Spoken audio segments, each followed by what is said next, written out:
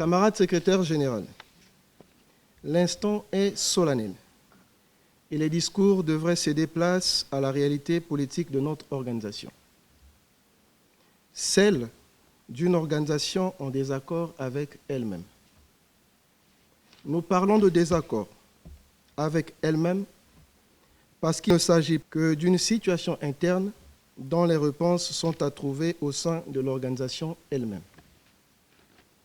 C'est donc à juste titre que le comité central, instance suprême après le Congrès, se retrouve en session extraordinaire à l'initiative de la direction nationale du parti. Sous la direction du camarade secrétaire général et du département de la jeunesse, nous nous sommes attelés à créer les conditions pour que cette session se tienne ce jour. Camarade secrétaire général, en ces lieux, nous n'avons qu'un seul souhait, celui de voir les travaux de cette session extraordinaire du comité central se dérouler dans les meilleures conditions. Aux camarades du comité central, en tant que premier secrétaire du comité central de la force montante congolaise, je n'ai qu'un vœu, celui de voir ces assises données au parti, à l'opinion nationale et internationale, et surtout au président du comité central, la mesure de notre responsabilité. Débattons en toute liberté, mais aussi en toute responsabilité, afin d'écrire une nouvelle page de l'histoire de notre organisation, celle d'une organisation qui sait dépasser les clivages subjectifs et personnels pour préserver l'intérêt commun. Camarades dirigeants du Parti congolais du travail, camarade premier secrétaire de la force montante congolaise, camarade secrétaire permanent de la force montante congolaise, camarades membres de la Commission nationale de contrôle et d'évaluation de la force montante congolaise, camarades membres du comité central de la force montante congolaise, bon travail dans la discipline, le sérieux et avec sens de responsabilité. Parce que la force montante congolaise a une responsabilité importante de soutenir et d'accompagner le Parti congolais du travail dans son combat au jour le jour. Et donc, de soutenir et d'accompagner le camarade président du comité central, président de la République, chef de l'État, qui fait face à une situation nationale qui est une situation préoccupante qui devait nous interpeller tous. Ceci dit, je déclare ouvert les travaux de la deuxième session extraordinaire du comité central de la force montante congolaise. Je vous remercie.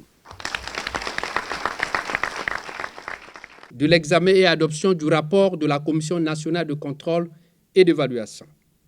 La lecture du rapport a été faite par le camarade Christelle Antoine Mondo, rapporteur de la Commission nationale de contrôle et d'évaluation.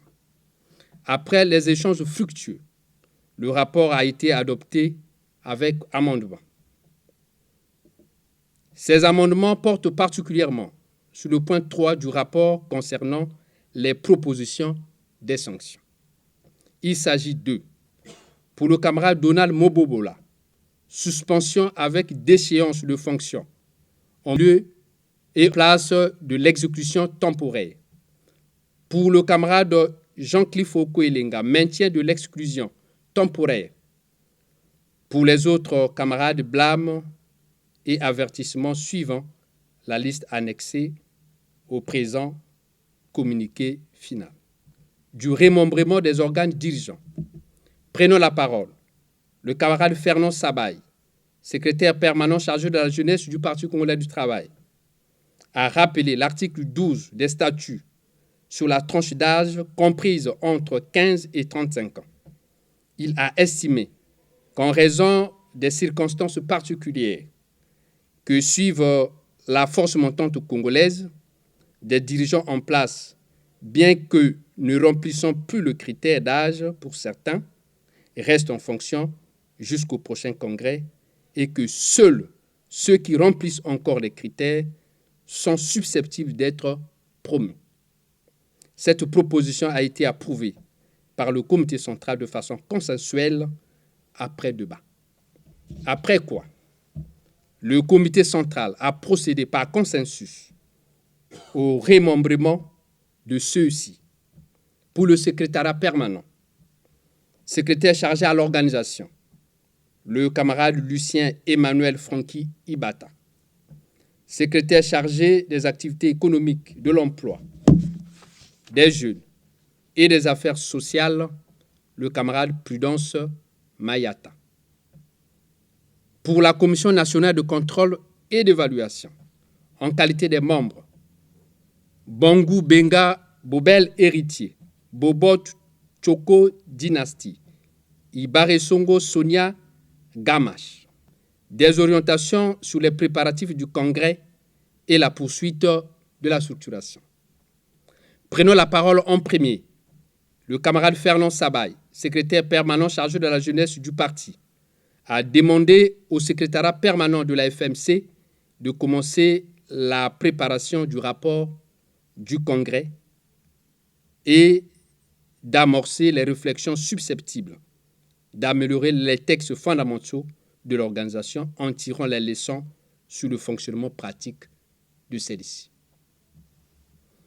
Pour sa part, le camarade Pierre Ngolo, secrétaire général du Parti congolais du travail, a invité les membres de la FMC à plus d'ardeur au travail et à prendre une part active dans la préparation du congrès du parti à travers les réflexions et suggestions. Il a ensuite indiqué que le parti va créer les conditions pour la poursuite de la structuration de la FMC avant son prochain congrès. En outre, le comité central de la FMC a renouvelé sa confiance au secrétaire général du Parti congolais du travail, le camarade Pierre Ngolo, et l'a félicité pour son élévation comme président du Sénat. Dans le même élan, le comité central a adressé ses félicitations au camarade Juste Bernadette Gavé, premier secrétaire de la force montante congolaise, pour sa nomination au Conseil consultatif de la jeunesse en qualité de secrétaire exécutif. Motion de soutien au président du comité central du Parti congolais du travail, premier membre d'honneur de la force montante congolaise. Nous, membres du comité central de la force montante congolaise, considérons la volonté sans cesse renouvelée du camarade Denis Sassou Nguesso d'impliquer les jeunes dans la conduite des affaires publiques. Considérons les efforts consentis par le camarade Denis Sassou Nguesso en sa qualité de président de la République dans l'encadrement, l'orientation et la prise en charge de la jeunesse à travers le ministère de la Jeunesse et de l'Éducation civique. Considérons l'élévation du camarade Juste Bernardin Gavé à la fonction de secrétaire exécutif du Conseil consultatif de la jeunesse comme une récompense faite à l'endroit de la force montante congolaise. Considérons les qualités d'homme de paix, de dialogue, d'unité et de concorde nationale dont fait montre le camarade président Denis Sassou Nguesso.